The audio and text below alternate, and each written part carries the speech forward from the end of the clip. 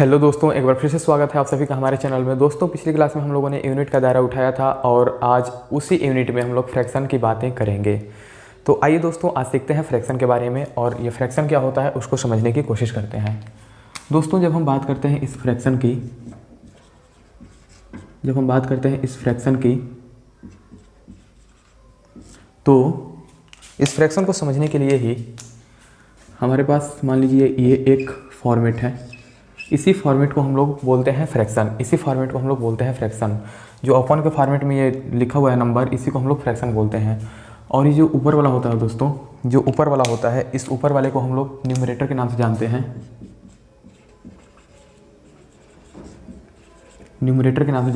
और नीचे वाले को, इस नीचे वाले को डिनोमिनेटर के नाम से जानते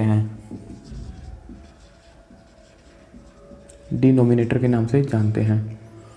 ये जो डिनोमिनेटर होता है दोस्तों, इसको ही हम लोग टोटल के नाम से भी जानते हैं। इसको हम लोग टोटल भी कह सकते हैं, टोटल। लेकिन ये जो ऊपर वाला होता है न्यूमरेटर, इसको हम लोग पार्ट कहते हैं। जैसे अगर आप समझें तो ये जो 10 है यहाँ पे, ये 10 टोटल है और ये जो 1 है ये इसी 10 का निकला हुआ एक हिस्सा है। तो चलिए दोस्तों, ये तो हो गई अपनी खैर फ्रैक्शन। अब फ्रैक्शन में कौन कौन से दायरे हैं उनको एक एक करके समझने की कोशिश करते हैं। सबसे पहले फ्रैक्शन को समझने के लिए मैं आपके सामने एक गोला बनाऊंगा। ये हो गया बबुआ अपना गोला, और इस गोले का हम कर दिए बंटवारा, ठीक है। और ये बंटवारा में एगो गोला को रंग देते हैं।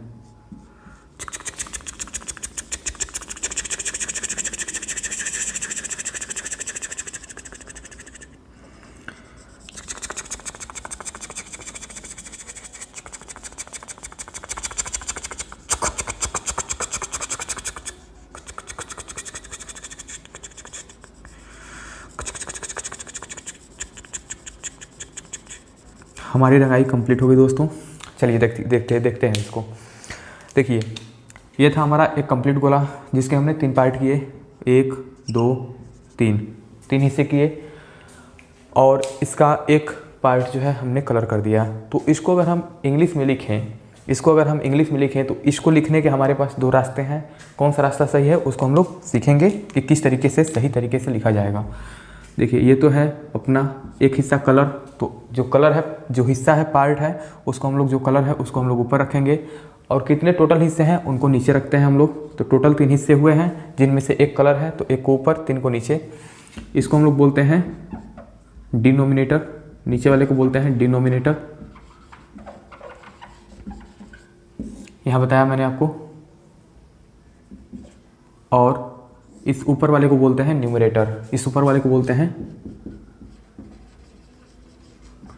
न्यूमरेटर, दोस्तों, जब हमारा न्यूमरेटर जो होता है एक के इक्वल होता है। जब हमारा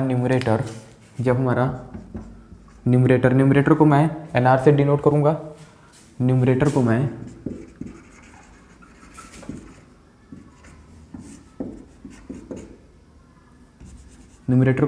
NR से डिनोट करूंगा और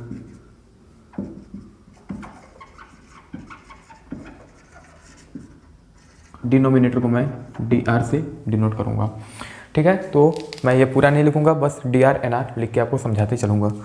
जब हम बात करते हैं दोस्तों इस यूनिट की, मतलब जो ये न्यूमरेटर है, जब 1 के बराबर होता है, जब न्यूमरेटर हमारा 1 के बराबर होता है, और जो हमारा डिनोमिनेटर है ये 1 से बड़ा होता है, तो इस कंडीशन में करते क्या हैं हम कि जो हमारी डिनोमिनेटर होती है ना, इस न्यूमरेटर के अकॉर्डिंग ही ये डिनोमिनेटर और हमारी आने वाली हेल्पिंग वर्ब यूज की जाती है। कैसे, उसको हम लोग सेंटेंस में समझते हैं अभी। चलिए मैं आपके सामने 2 सेंटेंस लिखता हूँ। जैसे इसी को लिखेंगे हम लोग, तो किस तरीके से लिखेंगे, आइए दोस्तों अब देखते हैं कि हम लोग इसको कैसे करेंगे सॉल्व। तो मैंने आपको बताया कि जब हमारा न्यूमरेटर और डिनोमिनेटर और हेल्पिंग वर्ब ये सब डिपेंड करते हैं न्यूमरेटर पे।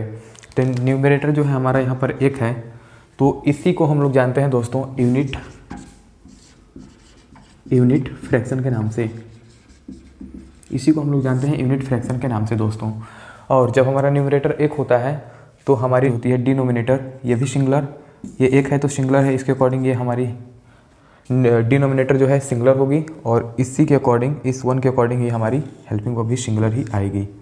ठीक है, जब हमारा न्यूमरेटर एक होता है तो इसी को हम लोग जानते हैं यूनिट फ्रैक्शन के नाम से, और इसी एक की वजह से ही डिनोमिनेटर जो होता है हमारा सिंगुलर होता है और हेल्पिंग वर्ब भी हमारी सिंगुलर आती है। ठीक है, चलिए अब चलते हैं थोड़ा सा आगे। ये तो ठीक है अपने यूनिट की बातें, यूनिट फ्रैक्शन की। अब हम चलते हैं थोड़ा सा और आगे। उस बात को समझने के लिए हमें 2 गोला बनाना पड़ेगा। उस बात को समझने के लिए दोस्तों हमको 2 गोला बनाना पड़ेगा, और ये गोला हो गया ऐसे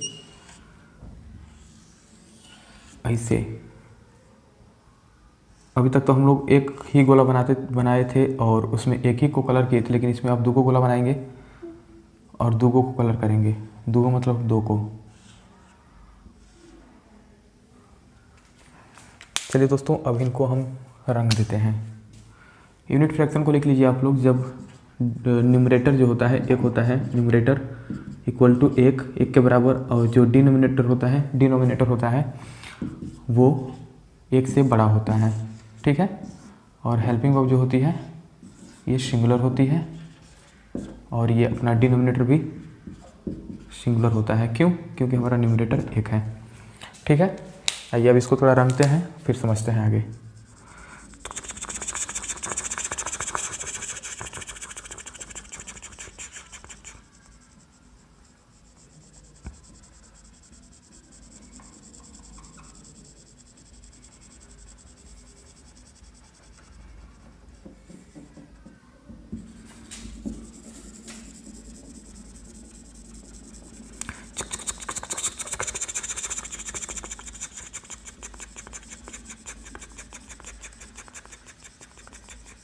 चलिए दोस्तों ये रंग आ गया अपना।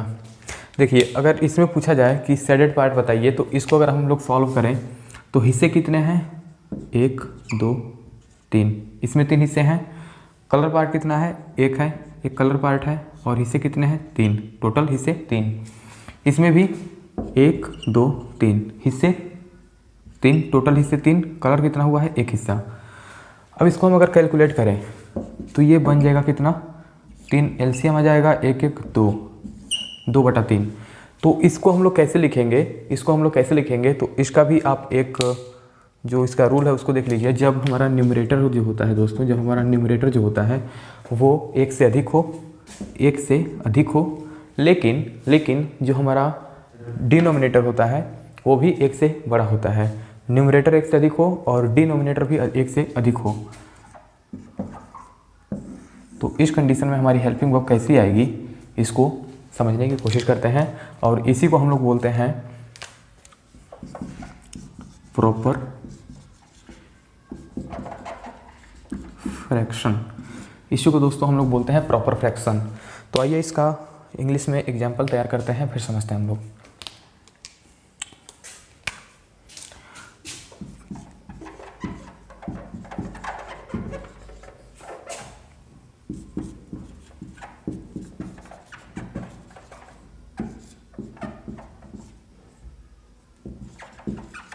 देखिए दोस्तों, जब हमारा न्यूमरेटर 1 से अधिक हो तो उस कंडीशन में डिनोमिनेटर जो होता है वो भी डिनोमिनेटर प्लूरल होता है।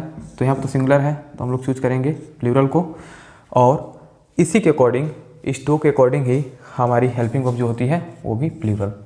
ठीक है, तो जब हमारा न्यूमरेटर 1 से बड़ा हो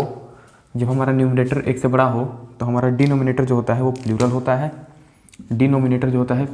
है, और हेल्पिंग वर्ब भी प्लूरल होती है। 1 मिनट देख लूँ कि कट तो नहीं रहा ये। चलिए ठीक है, अब आइए इससे थोड़ा सा आगे चलते हैं और समझने की कोशिश करते हैं।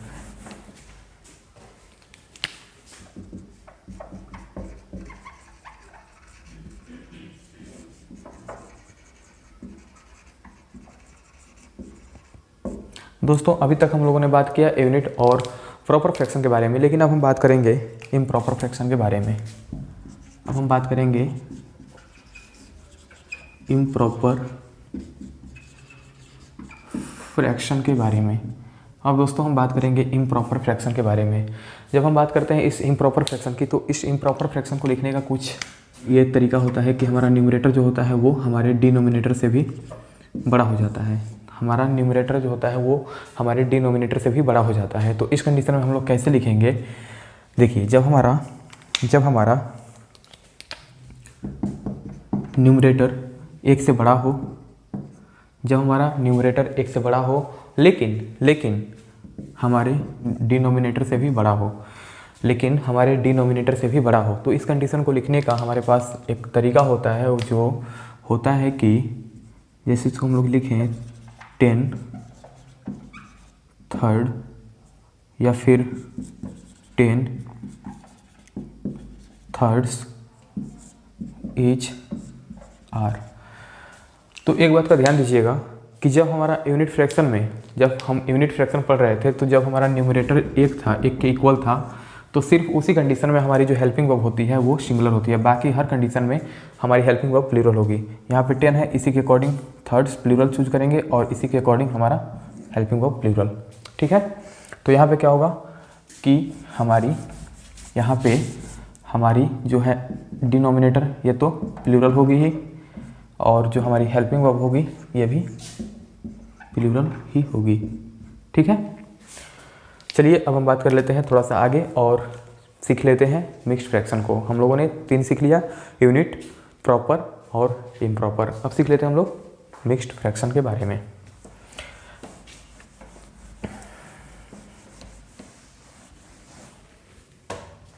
आइए दोस्तों, अब हम सीखते हैं मिक्स्ड फ्रैक्शन।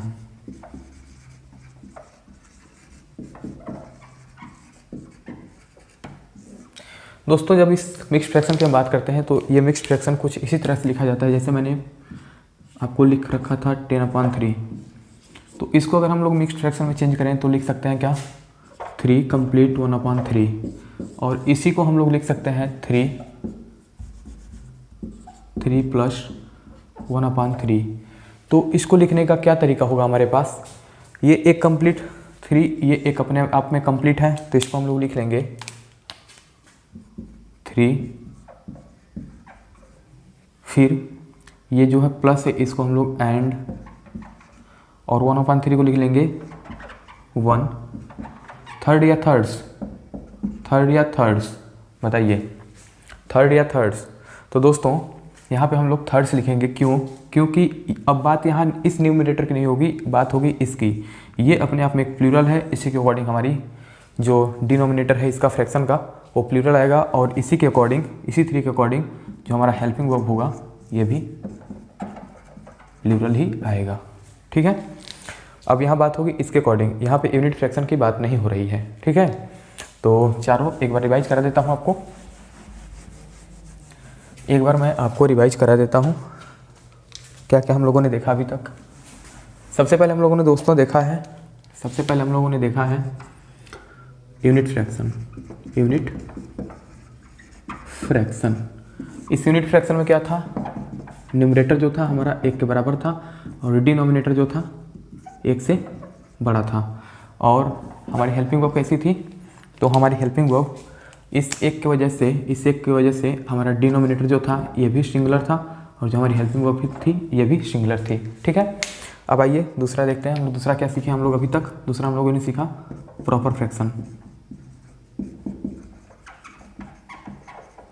प्रॉपर फ्रैक्शन, इस प्रॉपर फ्रैक्शन में क्या खेल था कि न्यूमरेटर जो था हमारा, न्यूमरेटर जो था वो 1 से तो बड़ा था लेकिन डिनोमिनेटर से छोटा था, डिनोमिनेटर से छोटा था। और हमारी हेल्पिंग वर्ब कैसी आ रही थी? हमारी हेल्पिंग वर्ब इस न्यूमरेटर के अकॉर्डिंग, ये डिनोमिनेटर जो था ये 1 से बड़ा है, तो 1 से अधिक तो कम से कम 2 तो होगा ही, तो 2 होगा तो ये प्लूरल, और ये भी हेल्पिंग वर्ब भी प्लूरल। ठीक है, अब सीखते हैं कि तीसरा हमारा क्या था। दोस्तों हमारा तीसरा था unit proper improper, improper fraction. इसमें क्या हो रहा था कि जो हमारा न्यूमरेटर था, जो हमारा न्यूमरेटर था वो 1 से बड़ा तो था ही, न्यूमरेटर 1 से बड़ा तो था ही, लेकिन हमारे इन चच्चा डिनोमिनेटर चाचा से भी बड़ा था। और हमारी हेल्पिंग वर्ब कैसी आ रही थी, तो इस न्यूमरेटर के अकॉर्डिंग ही हमारी डिनोमिनेटर प्लूरल और हमारी हेल्पिंग वर्ब भी प्लूरल। लेकिन जब हम लोग इसी इम्प्रॉपर को हम लोग मिक्स्ड फ्रैक्शन में चेंज कर रहे थे, दोस्तों,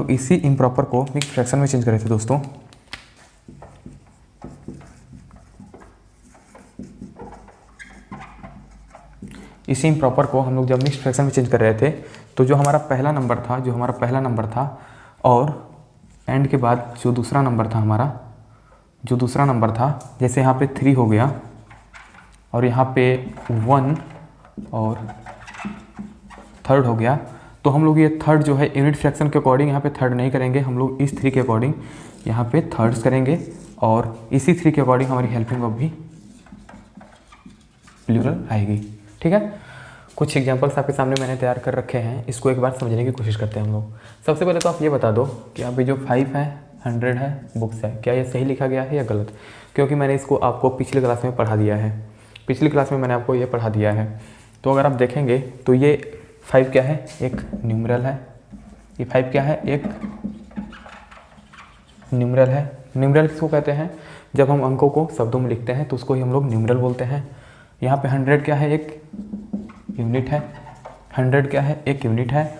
और नाउन क्या है, बुक। ये जो बुक दिया है ये एक नाउन है। तो ये मैंने आपको पिछले क्लास में पढ़ाया था कि जब हमारा कंडीशन कुछ इस तरह से हो, न्यूमरल यूनिट नाउन, तो ये जो यूनिट होती है हमेशा सिंगुलर होती है। इसलिए मैंने यहाँ पे 100 से नहीं लिखा, यहाँ पे 100 लिखा है। और बुक नाउन जो है वो अपने आप में प्लूरल फॉर्मेट में है क्योंकि काउंटेबल है। आइए खैर, अब हमें सीखना क्या है इसमें। इस सेंटेंस को पढ़ते हैं हम लोग। लिखा है 1/10, लिखा है यहाँ पे 1/10, 1/10, ठीक। ऑफ मतलब मल्टीप्लाई, ठीक। मल्टीप्लाई 500 बुक्स, 500 बुक्स, इज या आर। तो यहाँ बात हो रही है कि हम इस सेंटेंस में हेल्पिंग वर्ब क्या चूज करेंगे, इज या फिर आर। तो देखिए दोस्तों, इसमें क्या होता है कि ना तो हम इसके अकॉर्डिंग, ना ही हम इस 500 के अकॉर्डिंग यहाँ पे हम इज आर को सेलेक्ट करेंगे। हमको इसको सिलेक्ट करने के लिए पहले तो इसकी कैलकुलेशन करनी पड़ेगी हमें। तो 1/10 ऑफ मल्टीप्लाई 500, तो इसको काट देंगे तो बचेगा क्या, 50 बुक्स। तो जो हमारी हेल्पिंग वर्ब आएगी ना, वो इस 50 बुक के अकॉर्डिंग आएगी, प्लूरल। ठीक है, समझ में आ गया। हम लोग इस कैलकुलेशन के, इसको कैलकुलेट करने के बाद ही रिजल्ट दे पाएंगे कि यहाँ पे इज आएगा या आर आएगा। ठीक है दोस्तों, चलिए दूसरे क्वेश्चन को देखते हैं। 2/3 2/3 ऑफ मल्टीप्लाई कितना दिन, 30 डेज।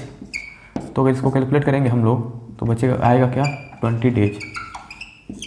इसी के अकॉर्डिंग दोस्तों हमारी हेल्पिंग वर्ब प्लूरल आएगी। एक कंडीशन और, जब हमारी हेल्पिंग वर्ब प्लूरल आ रही है, यहाँ पे कैलकुलेशन एक से अधिक आ रहा है तो हमारी हेल्पिंग वर्ब प्लूरल आ रही है। अगर कैलकुलेशन एक आएगा तो हेल्पिंग वर्ब सिंगुलर आएगी। और अगर कैलकुलेशन ही ना हो पाए, कभी कभी दे देता है अनकाउंटेबल नाउन। जैसे यहाँ पे देखेंगे आप लोग, कहाँ दिया है वर्क, यहाँ पे, तो यहाँ पे कैलकुलेशन नहीं हो पाएगी। इसको भी एक बार देख लेते हैं, फिर हम लोग समझते हैं। आइए इसको भी देख लेते हैं। 10% ऑफ 500 एप्पल। इसमें भी कुछ नहीं करना है, इसमें बस यहाँ पे जो था आपको फ्रैक्शन में दिया था, यहाँ पे परसेंटेज में दिया है, तो इसको परसेंटेज को जो है फ्रैक्शन में चेंज कर लीजिए और सेम कैलकुलेशन कर दीजिए। जैसे दिया है 10%, तो लिखेंगे 10% दिया है 10% को फ्रैक्शन में चेंज करेंगे, तो 1/10 आएगा। जब 1/10 आएगा और कितना दिया है 500, यहाँ पे दिया है 500, तो मल्टीप्लाई कर दीजिए 10% ऑफ मतलब मल्टीप्लाई, और 500 से मल्टीप्लाई कर दीजिए तो आएगा कितना, 50 क्या है, एप्पल, 50 एप्पल्स। तो इसी 50 अकॉर्डिंग आर आएगा, क्योंकि यहाँ नंबर जो संख्या है वो प्लूरल है, मतलब एक से अधिक है, तो हमारी हेल्पिंग वो भी प्लूरल। आइए दूसरे की बात करें। 10%, तो यहाँ पे 10% की रही तो 10 लिखेंगे परसेंट। उसके बाद इसको सबसे पहले हम लोग फ्रैक्शन में चेंज करेंगे। इसको फ्रैक्शन में जब चेंज करेंगे तो 1/10 आएगा। ऑफ मतलब मल्टीप्लाई, इसको मल्टीप्लाई करेंगे। और यहाँ पे दिया है वर्क। अब भैया यहाँ तो दे दिया वर्क, बात हो गई हमारी ख़राब, क्योंकि यहाँ पे जब वर्क दे दिया तो हम 10 को वर्क से तो डिवाइड करेंगे नहीं, जब तक वर्क दिया ना हो कि वर्क कितना है, क्या है, जो भी है। तो जब तक संख्या नहीं दी होगी तब तक तो हम कुछ कर नहीं पाएंगे। तो जब संख्या ना दी हो तो हमारी कैलकुलेशन हो जाएगी फेल, कैलकुलेशन हो नहीं पाएगी। और कैलकुलेशन जब नहीं हो पाएगी तो हमारी हेल्पिंग वर्ब चुपचाप से इस अनकाउंटेबल नाउन की वजह से हमारा जो हेल्पिंग वर्ब है वो सिंगुलर आएगा। जब कैलकुलेशन हो जाए फेल तो हमारा हेल्पिंग वर्ब सिंगुलर। यहाँ पे भी दिया है परसेंटेज, ठीक है भाई, percentage of multiply 200 books, 200 books.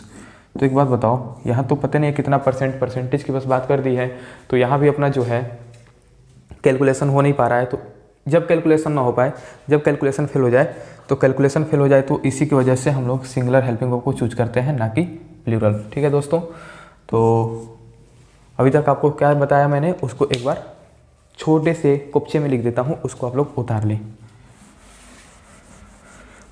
इतनी तो बात क्लियर हो गई होगी कि जो भी बात है ये कैलकुलेशन पे डिपेंड करती है, कैलकुलेशन से ही इसका रिजल्ट आता है हेल्पिंग वर्ब वाला। आप लोग आंख बंद करके 110 और इस 500 की वजह से आर और मत मार देना, इसको पहले कैलकुलेट करना उसके बाद। तो आओ देखते हैं हम लोग इसको क्या क्या होता है इसमें। सबसे पहले दिया क्या, फ्रैक्शन, उसके बाद दिया है ऑफ, उसके बाद दिया है क्या, न्यूमरल। जब हमारी कंडीशन कुछ इस तरीके से हो तो हमारी जो हेल्पिंग वर्ब होती है दोस्तों ये डिपेंड करती है कैलकुलेशन पे। कैलकुलेशन में अगर रिजल्ट आए सिंगुलर काउंटेबल नाउन तो हेल्पिंग वर्ब भी हमारी होती है singular helping verb. Plural countable noun आए तो प्लूरल हेल्पिंग वर्ब। अगर कैलकुलेशन फेल हो जाए अनकाउंटेबल नाउन या किसी भी वजह से तो helping verb singular helping verb भी होगी। बात क्लियर है? एक बार फिर से समझ लीजिए, जब कैलकुलेशन का रिजल्ट सिंगुलर काउंटेबल नाउन आए तो हेल्पिंग वर्ब सिंगुलर, और जब प्लूरल आए तो हेल्पिंग वर्ब भी प्लूरल। और किसी वजह से चाहे अनकाउंटेबल नाउन या फिर जो यहाँ पे एक रीजन था इसके वजह से फेल हो जाए कैलकुलेशन तो हमारी हेल्पिंग वर्ब हमेशा सिंगुलर ही होगी। वैसे ही अगर यहाँ देखें हम लोग तो वहाँ तो फ्रैक्शन की बात हो रही थी, यहाँ दे दिया है क्या, परसेंट। तो दोस्तों परसेंट या फिर परसेंटेज ऑफ, उसके बाद दिया है न्यूमरल, उसके बाद दिया है न्यूमरल, और पूछा है क्या हमारी हेल्पिंग वर्ब कि हेल्पिंग वर्ब हमारी कैसी होगी।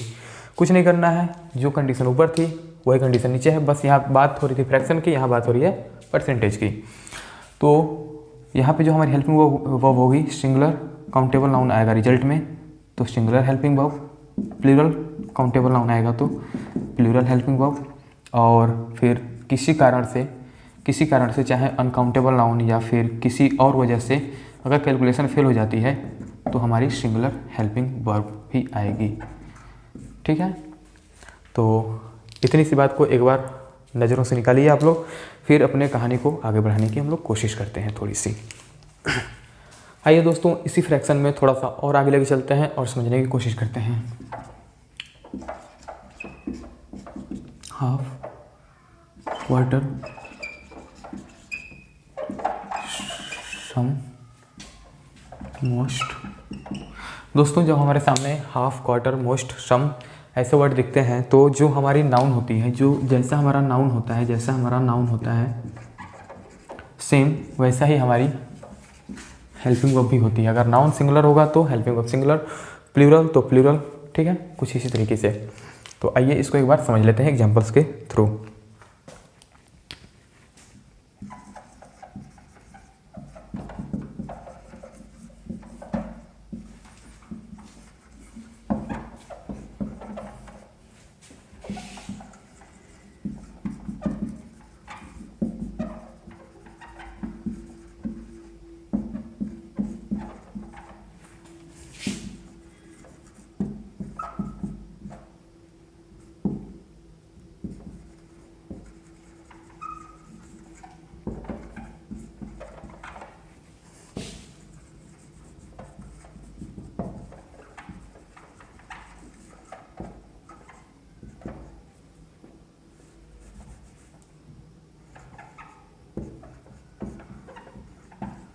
दोस्तों आपके सामने मैंने यहाँ पे 4 एग्जांपल्स तैयार करे हैं, 1 2 3 4 4 एग्जांपल्स लिखे हैं। मैंने आपको बताया हमारा नाउन वैसे ही हमारी हेल्पिंग वर्ब। तो हमारा नाउन अगर देखेंगे इसमें सम ऑफ माई फैमिली जो है, सम ऑफ माई फैमिली, यहाँ पे जो हमारी फैमिली है वो एक सिंगुलर है तो सिंगुलर के अकॉर्डिंग हमारी हेल्पिंग वर्ब भी सिंगुलर। और यहाँ पे अगर आप देखेंगे सेंटेंस में तो हमारी जो फैमिली है, ये जो नाउन है हमारा ये प्लूरल है और इसी के अकॉर्डिंग हमारी हेल्पिंग वर्ब भी प्लूरल। यहाँ पे मैंगो सिंगुलर, हेल्पिंग वर्ब भी सिंगुलर, और मैंगोज प्लूरल, तो हेल्पिंग वर्ब भी प्लूरल। ठीक है दोस्तों, तो यही था कि जब हमारी जैसी हमारी नाउन होगी वैसी हमारी हेल्पिंग वर्ब होगी। जैसे देखिए, अगर नाउन हमारा सिंगुलर काउंटेबल नाउन हो तो हेल्पिंग वर्ब भी सिंगुलर हेल्पिंग वर्ब होगी। प्लूरल काउंटेबल नाउन हो तो जो हमारा हेल्पिंग वर्ब होगा वो भी प्लूरल हेल्पिंग वर्ब होगा, और अनकाउंटेबल नाउन हो तो ये सिंगुलर हेल्पिंग वर्ब होगी। ठीक है, तो इसको एक बार आप लोग नज़रों से निकालिए, फिर आगे लेके चलते हैं अपनी आज की बात को।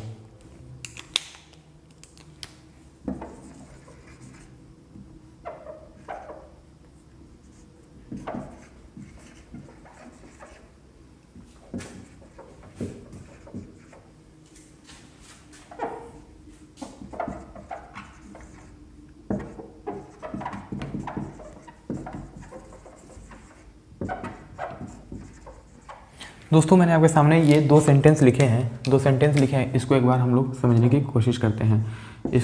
समझने की कोशिश करते हैं। यहाँ पे अगर आप देखेंगे तो यहाँ पे दिया है एक नाउन, फिर यहाँ दिया है प्रीपोजिशन, फिर यहाँ दिया है एक नाउन। तो जब दिया हो नाउन, फिर नाउन 1, फिर दिया हो प्रीपोजिशन, फिर दिया हो नाउन 2। लेकिन पहली कंडीशन प्रीपोजिशन तो ठीक है, लेकिन ये जो हमारा नाउन है ये सेम नाउन अगर हो, ये जो हमारा नाउन है ये सेम नाउन हो, नाउन प्रीपोजिशन फिर नाउन, और ये दोनों नाउन सेम हो, तो उस कंडीशन में जो हमारी हेल्पिंग वर्ब आती है ना, वो जो हमारी हेल्पिंग वर्ब आती है इस कंडीशन में हमेशा ही सिंगुलर होती है। इस कंडीशन में हमारी हेल्पिंग वर्ब हमेशा ही सिंगुलर होती है, और जो हमारा नाउन होता है ये भी सिंगुलर ही होता है। ये दोनों नाउन सिंगुलर ही होंगे। Singular noun, singular helping verb. तो यहाँ पे अगर हम देखें कि इसमें करेक्शन क्या करना है, तो डोर टू डोर्स, डोर्स यहाँ लिखा है तो इसको हम लोग काटेंगे, लिखेंगे सिर्फ और सिर्फ डोर, और इसी के अकॉर्डिंग हमारी हेल्पिंग वर्ब सिंगुलर। वैसे ही दूसरे में पेजेस, आफ्टर पेजेस, यहाँ पे दोनों प्लूरल हैं। तो मैंने आपको अभी बताया कि जब हमारा प्रीपोजिशन बीच में हो, दोनों नाउन सेम हो, अगल बगल के, मैं तेरे अगल बगल, तो ये जब दोनों सेम हो नाउन, तो हम लोग इस यस को यूज न करेंगे और लिखेंगे सिर्फ और सिर्फ पेज आफ्टर पेज, और इसी के अकॉर्डिंग हमारी हेल्पिंग वर्ब सिंगुलर। इस कंडीशन में कभी भी हमारी हेल्पिंग वर्ब प्लूरल नहीं आती है। आइए थोड़ा सा और आगे चलते हैं, और ये अपनी आज की क्लास का लास्ट दायरा होगा। दोस्तों, मैंने आपके सामने दो सेंटेंस लिखे हैं। अब इसमें भी हमें देखना है कि हम लोग यहाँ पे हेल्पिंग वर्ब जो है क्या सिलेक्ट करेंगे इस स्ट्रक्चर के अकॉर्डिंग। अगर आप देखने की कोशिश करें तो यहाँ दिया है सब्जेक्ट 1, फिर preposition subject 2, subject 1 preposition subject 2, और ये दोनों सब्जेक्ट जो है, जो दोनों नाउन सब्जेक्ट जो भी बोल लो आप लोग, ये दोनों अलग अलग है। तो इसमें होता क्या है कि जब हमारा एक तरफ हो सब्जेक्ट 1, बीच में दिया हो कोई प्रीपोजिशन, फिर उसके बगल हो सब्जेक्ट 2, और ये दोनों सब्जेक्ट जो है अलग अलग हो, तो जो हमारी हेल्पिंग वर्ब होती है दोस्तों, वो हेल्पिंग वर्ब हमेशा ही इस पहले सब्जेक्ट के अकॉर्डिंग आती है। पहला सब्जेक्ट प्लूरल, तो हेल्पिंग वर्ब भी plural helping verb. Subject singular, तो singular helping verb. Uncountable noun आ जाएगा सब्जेक्ट में, तो फिर कैलकुलेट जो हमारी, अगर यहाँ पे अनकाउंटेबल नाउन आ जाएगा तो उसके अकॉर्डिंग हम लोग सिंगुलर हेल्पिंग वर्ब को यूज करेंगे। ठीक है दोस्तों, तो आइए चेक करते हैं इस स्टेटमेंट को कि क्या इसमें किया जा सकता है। यहाँ पे दिया द स्टूडेंट्स, अपने आप में स्टूडेंट्स की बात हो रही है, तो विद्यार्थियों की बात हो रही है, तो विद्यार्थी क्या है, एक से अधिक है, तो इन्हीं के अकॉर्डिंग हमारी हेल्पिंग वर्ब प्लूरल आएगी, क्योंकि यहाँ पे एक से अधिक की बात की जा रही है।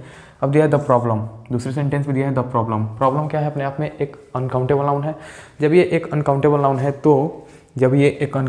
है तो ये अपने आप में एक सिंगुलर हेल्पिंग वर्ब कंसिडर करेगा, क्योंकि संख्या ही नहीं पता है एक है या एक से अधिक है या कितनी है।